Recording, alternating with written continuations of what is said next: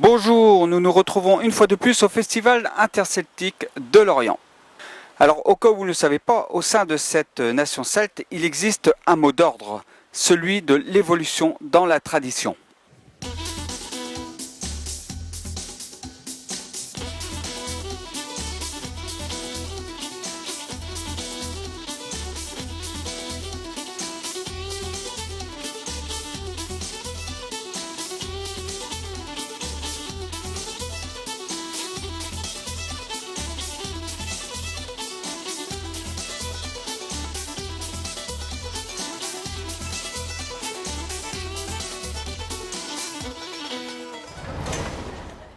Nous voilà de retour au Festival interceltique de Lorient qui fête cette année son 40e édition.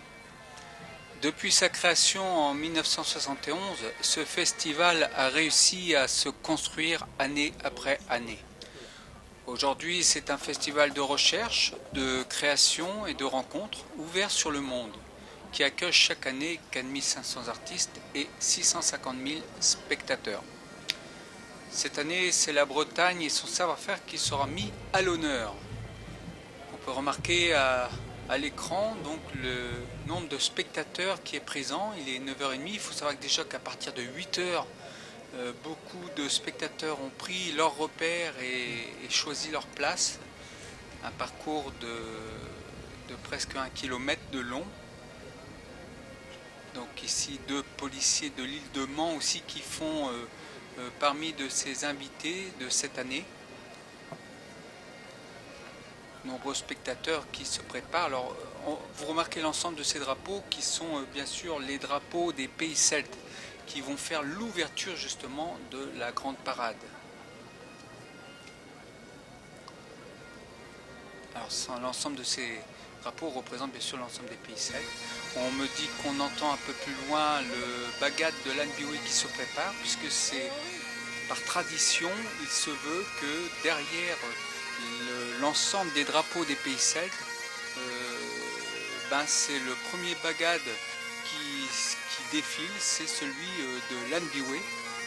L'Anbiwi, la base de l'Anbiwi qui se trouve dans le Morbihan, à proximité de Lorient, dans la commune de Pleumeur.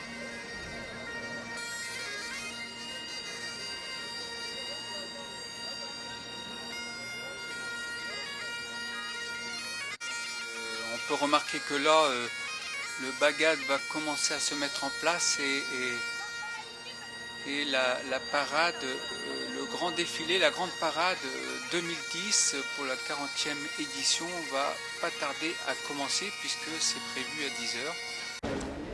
Le bagad de l'Anbiwi se prépare. Donc pour la petite histoire, le bagad naît un peu par hasard fin août 1952 au poste des maîtres de la base aéronavale de l'Anbiwi.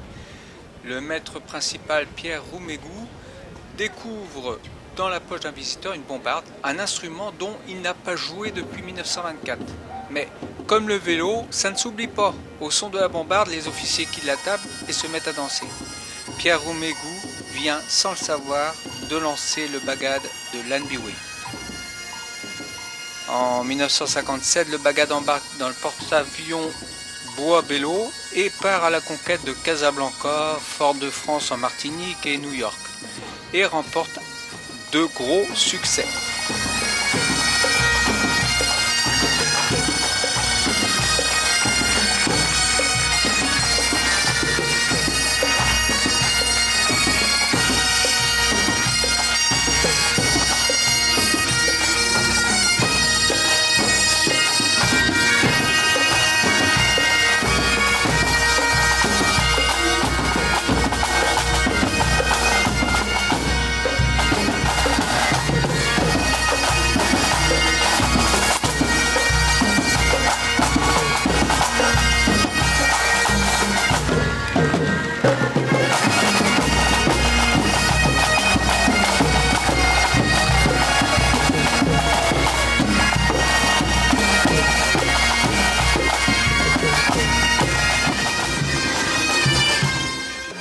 Alors suivi par le bagad de Guingamp, créé en 1972, le nouveau bagad de Guingamp donc, a vu le jour en 1972.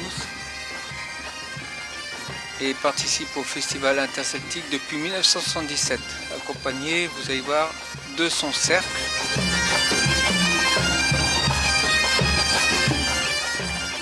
Comme on vient de vous l'expliquer à l'instant, le cercle de Guingamp, donc. Notez les costumes traditionnels bretons, la fameuse culotte bouffée.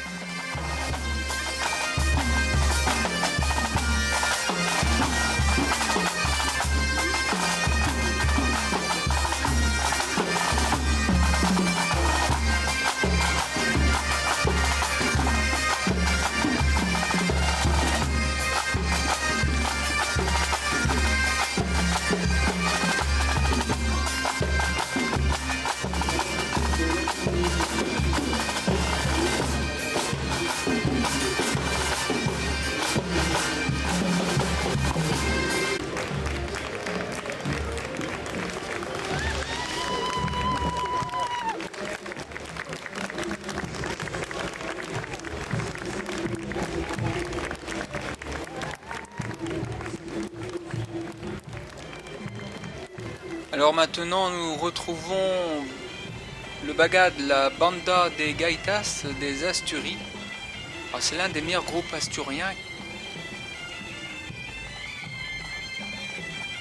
Ce groupe est fidèle au rendez-vous tous les ans au Festival interceltique de Lorient.